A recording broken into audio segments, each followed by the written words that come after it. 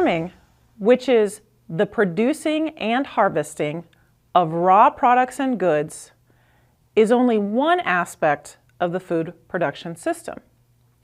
Food processing and supply chains must have a voice in the conversations about sustainable food production. In other words, who and what is involved in the food production process from farm to table? What are the concerns, issues, and considerations we should be thinking about and discussing to move toward a more sustainable future? So I think it's really complicated for people to drive up and down 57 from here to Chicago as an example and say, what did I actually see? And the answer is generally, well, a bunch of fields. Well, what did you see in the fields? Well, I saw tall stuff and short stuff. Well, what were those? Well, I don't know, corn and soybeans, I think. And maybe a little wheat, and maybe a little pasture, and maybe a little hay here and there, and maybe a little of this and that. But it's largely viewed as, how does that become food? And if you were to drive around in California, think of going from, Southern Valley all the way up through, start in Fresno, start in anywhere you want in the two major valleys in California. And you drive by and you go, what was that? Well, that was buckwheat. What was that? Well, that was strawberries. That was pecans. What was that? That was kiwi fruit. What was that? That was almonds. That was pistachios. That was something else. To be able to simply look at the fact that organization of production has moved to the place it's most efficient. And we grow corn and soybeans where we can grow corn and soybeans really, really well because they go into an astounding number of products. Whatever everybody in this room had for breakfast this morning, it had some of that in it. And fruit and vegetable production in the U.S. has become incredibly efficient, as has the import system. And so I think the number one thing to say is how incredibly complex it is and how well it's been organized in the large. We produce things where they're best, most easily and most economically produced, and we get them to people.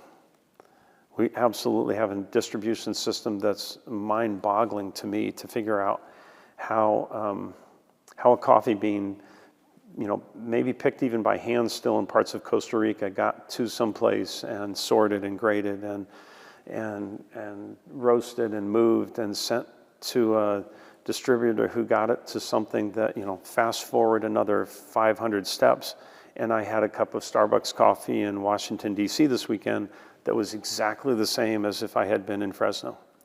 So how did that happen without you having to know about it, push on it, and all of that happened where we can still buy, a package of something in the grocery store for $1 that if we tried to produce it ourselves would have cost us $25. So the incredible efficiency is just astounding. So we take it for granted. Producers and researchers in animal production systems potentially have a different definition or perspective on welfare and what's humane in animal systems. Absolutely, yeah. I think for many producers, their primary concern is keeping animals safe, keeping them free from disease. And these are animal welfare issues, but they're also good production practices because when animals are stressed, when they're sick, when they're exposed to predators, these are all things that certainly stress the animal, but also reduce their production potential. It can reduce the efficiency with which meat is produced, or the number of eggs that are laid, or the amount of milk that is given. So, yeah, these issues manifest in both welfare conversations, but also production conversations. I think another thing is the local food production. I know U.S. is a huge country.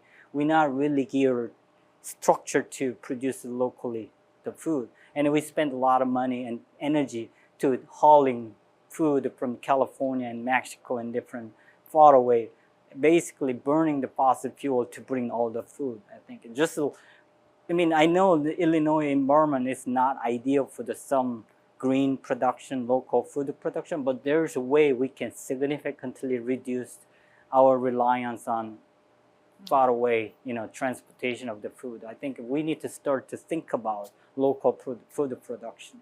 And in future, we don't have to transport all the food from, long distance too. I think that's something I like to, people keep thinking about that too. So narrowing the scale. Yeah, narrowing the scale. I think that's another important stuff. And we do have plenty of the land. See, I'm from small country. Every bit of the land in the small country they use to produce the food. Well, looking around our landscape, there's a lot of land is actually, it's just abandoned almost. Water is going to be another big issue.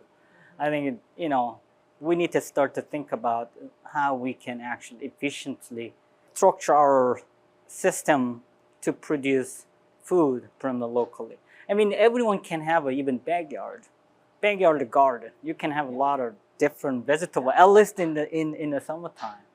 We don't have to spend a lot of energy to transporting all the tomato from Canada or Mexico and things like that. I think we slowly need to think about. I know we are focusing on corn and soybean production in this area. I think we still have a lot of room to do some local food production too. I think it's important too. These conversations beg the question, where do we focus our resources first? Food production and processing involve countless economic resources and bring to light a plethora of environmental considerations that impact society. What role does society, people, and our social responsibilities as producers and consumers in the system play in the larger picture of sustainability?